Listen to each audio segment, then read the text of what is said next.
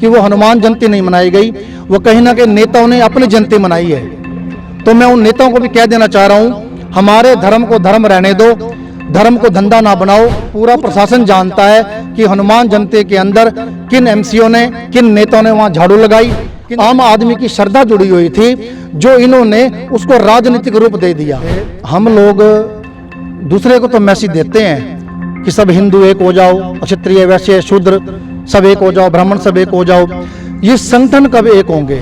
जो 9 साल की बच्ची वहाँ गुजरी, जिसकी हत्या की गई, मुझे नहीं लगता कि कोई एमसी उनके घर गया हो, कोई एमएलए उनके घर गया हो। ना हमें किसी प्रशासन की जरूरत है, हमें बात रखनी आती है। अगर हाथ जोड़कर हमारी बात मानी गई ठीक है, नहीं तो शस्त्र उठाने में हम देर नहीं लगाते। हिंदू सेना जिंदाबाद, हिंदू सेना जिंदाबाद, संत युवराज जी महाराज जिंदाबाद, संत युवराज जी महाराज जिंदाबाद, हिंदू सेना जिंदाबाद, हिंदू सेना जिंदाबाद, भारत माता की। तो राजनेताओं पर सवाल खड़े किए गए हैं कि हनुमान जयंती पर पानीपत में अलग अलग गुट बनाकर कार्यक्रम किए गए, और ऐसे में सवाल उन पर ये खड़े हुए हैं कि उन्होंने हनुमान जयंती न मनाकर खुद की जयंती मनाई है। दरअसल ये बड़े आरोप लगाए जा रहे हैं हिंदू सेना संगठन की ओर से, और उन्होंने ये इसलिए आरोप लगाए हैं क्योंकि हाल ही फिलहाल में पानीपत में एक बड़ा मामला सामने आया था, जिसमें एक बच्ची के साथ गलत काम कर उसकी हत्या कर दी जाती है।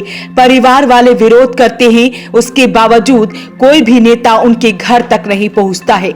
ऐसी बात हिंदू सेना संगठन कर रहा है। एक बार सुनिए। पानीपत के अंदर 15 से 20 दिन पहले छोटूराम चौक पर एक 9 साल की बच्ची का बलात्कार किया गया, उसको मारा गया और नहर में फेंक दिया गया। मुझे नहीं लगता कि आज तक पुलिस उस आरोपी को पकड़ पाई है, मुझे नहीं लगता कि आज तक पुलिस ने उसको पकड़ा होगा।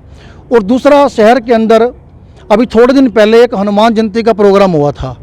शहर का ऐसा कोई एमसी, शहर का ऐसा कोई नेता नहीं था जो उस प्रोग्राम में नहीं था। जो 9 साल की बच्ची वहाँ गुजरी, जिसकी हत्या की गई, मुझे नहीं लगता कि कोई एमसी उनके घर गया हो, कोई एमएलए उनके घर गया हो, कोई भी नहीं गया। मतलब ये सारे दिखावे के लिए बाहर आते हैं। बिल्कुल बिल्कुल बिल्कुल। देखो, धर्म को मैं उन नेताओं को भी कहना चाहूँगा कि धर्म को धर्म रहने दो। हम सिख समाज का प्रोग्राम देखते हैं, नगर कीर्तन देखते हैं, कहीं पर भी कोई भी ना एमएलए, ना एमपी, ना एमसी, कोई मतलब नहीं है। उनके अपने ही संस्थाओं के कार्यकर्ता, संस्थाओं के सेवक झाड़ू लगाते रहते हैं। अब प्रोग्राम किया गया, जहाँ तक मुझे लगता है कि वो हनुमान जयंती नहीं मनाई गई, वो कहीं ना कहीं नेताओं ने अपनी जयंती मनाई है। तो मैं उन नेताओं को भी कह देना चाह रहा हूँ, हमारे धर्म को धर्म रहने दो, धर्म को धंधा ना बनाओ। कुछ लोग ऐसे हैं जो धर्म की आड़ में सरकारी लाभ लेना चाहते हैं। और एक हमारी हिंदू सेना है, हमें ना तो किसी नेताओं की ज़रूरत है, ना हमें सरकार की ज़रूरत है। नाम सार्वजनिक करोगे कौन? नहीं, देखो, मैं किसी का नाम नहीं लूँगा। पूरा शहर जानता है, पूरा प्रशासन जानता है कि हनुमान जयंती के अंदर किन एमसीओ ने, किन नेताओं ने वहाँ झाड़ू लगाई, किन्होंने ये काम किया। वो हनुमान जयंती किस लिए थी? ये आम आदमी का त्यौहार था, आम आदमी की श्रद्धा जुड़ी हुई थी, जो इन्होंने उसको राजनीतिक रूप दे दिया।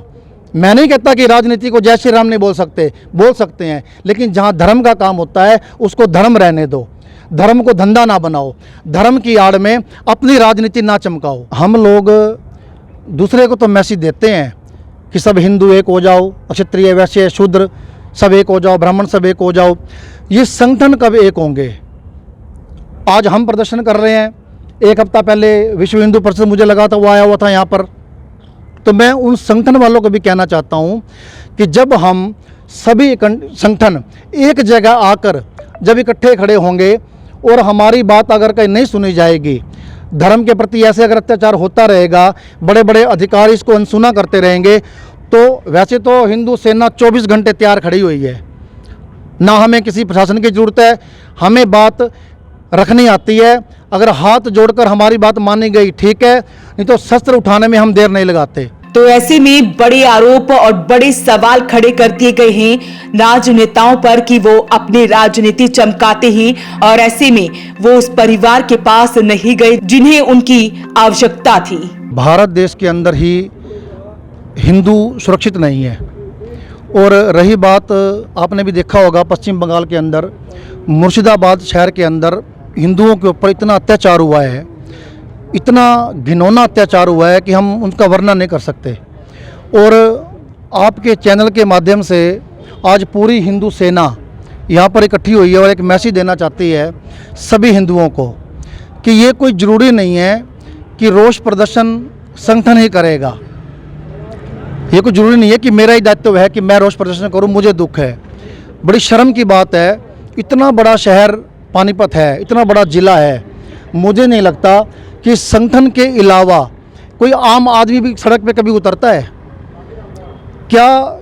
अब ये हिंदू सेना खड़ी है या कोई भी संगठन खड़ा होता है, किसी की कोई तनख्वाह नहीं है, किसी का पैसे का कोई काम नहीं है, अपना तन मन धन सब लगा के ये पूरी टीम खड़ी हुई है।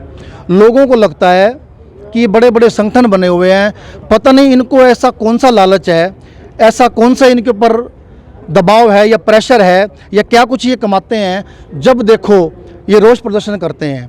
हमारे अंदर हिंदू सेना की पूरी टीम के अंदर एक हिंदुत्व बैठा हुआ है, हम हिंदू हैं, कोई बात नहीं, आम आदमी आज नहीं जागेगा तो कल जागेगा।